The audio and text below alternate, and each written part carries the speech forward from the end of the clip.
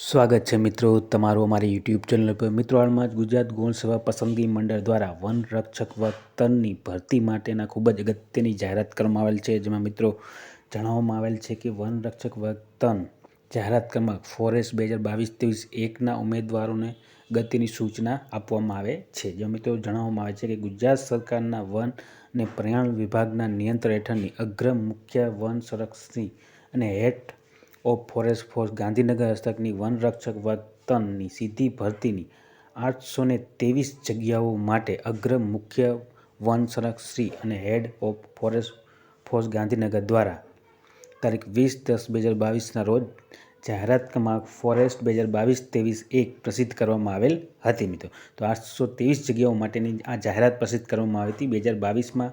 ત્યારબાદ મિત્રો ઉપરોક્ત જાહેરાત અન્વયે સરકારશ્રી દ્વારા લેવાયેલ નિર્ણય અનુસાર હવે પછી ભરતી પરીક્ષાની આગળની કાર્યવાહી ગુજરાત ગૌણ સેવા પસંદગી મંડળ દ્વારા હાથ ધરવામાં આવશે। તો મિત્રો ગુજરાત ગૌણ સેવા પસંદગી મંડળ દ્વારા આગળની કાર્યવાહી હાથ ધરવામાં આવશે અને અગ્ર મુખ્ય વન સંરક્ષક અને હેડ ઓફ ફોરેસ્ટ ગાંધીનગર તારીખ 20/10/2022ના રોજની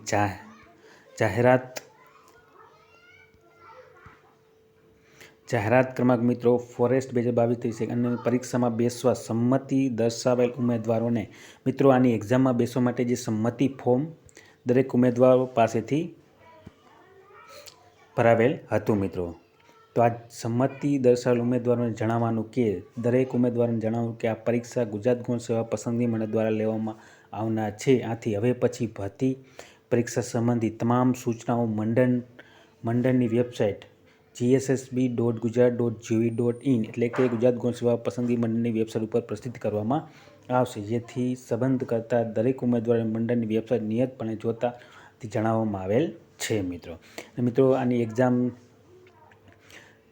કદાચ જાન્યુઆરી મહિનામાં યોજવામાં આવશે વન રક્ષક વર્તનની। તો મિત્રો આ પ્રમાણે 20/12/2023ના રોજ ગુજરાત ગૌણ સેવા પસંદગી મંડળ દ્વારા વન રક્ષક વર્તનની અગત્યની સૂચના જાહેર કરવામાં આવેલ છે। તો મિત્રો વિડીયો ગમ્યો હોય તો લાઇક, શેર અને સબસ્ક્રાઈબ કરવાનું ભૂલતા નહીં। જય હિન્દ।